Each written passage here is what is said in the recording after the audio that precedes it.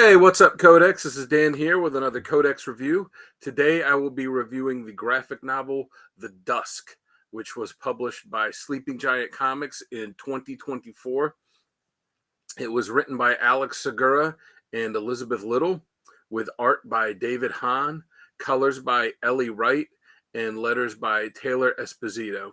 Now, this book was something that was created by Segura and Little and Hahn, and they ran it as a Kickstarter.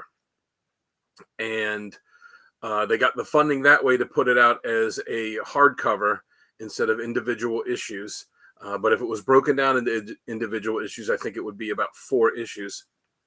And they did this Kickstarter all the way back in 2021. And then finally in 2024, they were able to complete it and ship it. I was one of the backers for the Kickstarter, so that's how I got it. And I got to tell you, even though it was 3 years, it was definitely well worth the wait. This was an excellent read.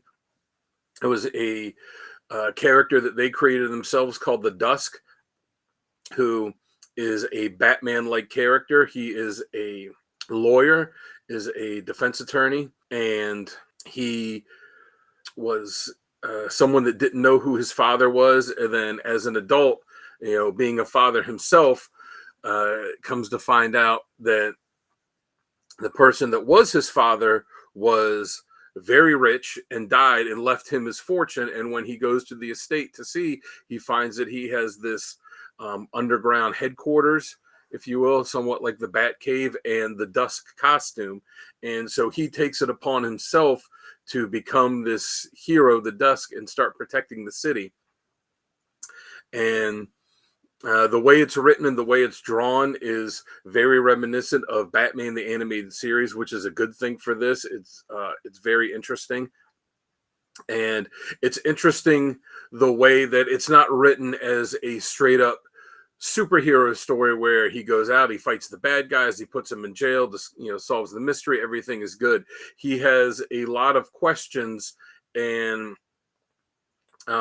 as he's doing these things, about whether what he's doing is the right thing to do, or if there could be another way to help out these people, because he sees that, yes, even though they are out there committing crimes, they're not all necessarily these big supervillains, or they're not out to terrorize people. Some of them are just doing whatever it is they can to get by, and some of them are in this life through circumstances that are not always within their control.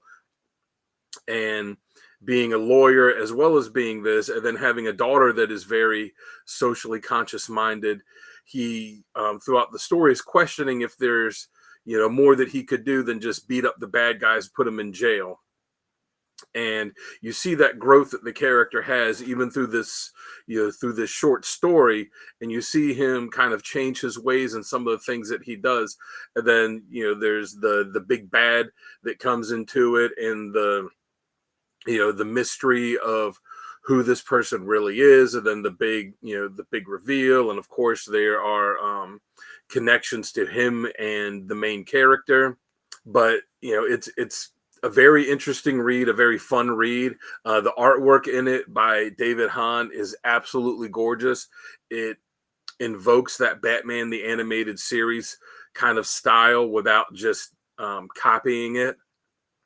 And the costume that they have designed for this character, the Dusk, while it is a brand new character and a brand new costume, it definitely looks like a classic golden or silver age kind of character. And something that could have come out of that time period. Just really fantastic. And the hardcover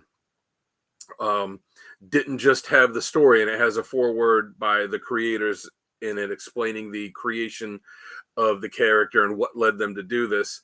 But in the back of it, it also has a lot of alternate covers, or they use them as chapter breaks.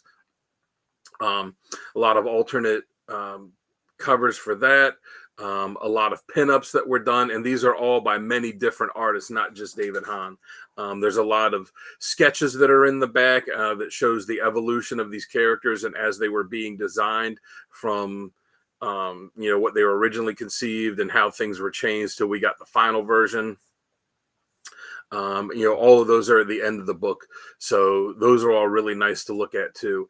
And on the spine of the book, there is a number 1 at the bottom. So, I'm really hoping that there is more to this story going forward and that they will do some more with this character, because it was really absolutely fantastic and a really fun read.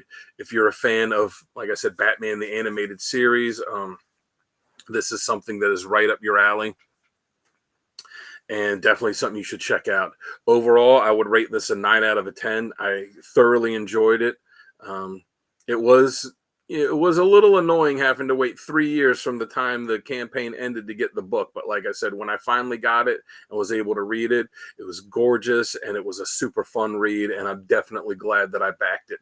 So you should go out there online, probably on Amazon or some places, and try and get yourself a copy. You will not regret it. You will very much enjoy this book. So until next time, make sure to check us out online at thecodexstation.com. You can meet the team, get some merch, get links to all of our socials. And until the next review, I will catch you by the spinner rack.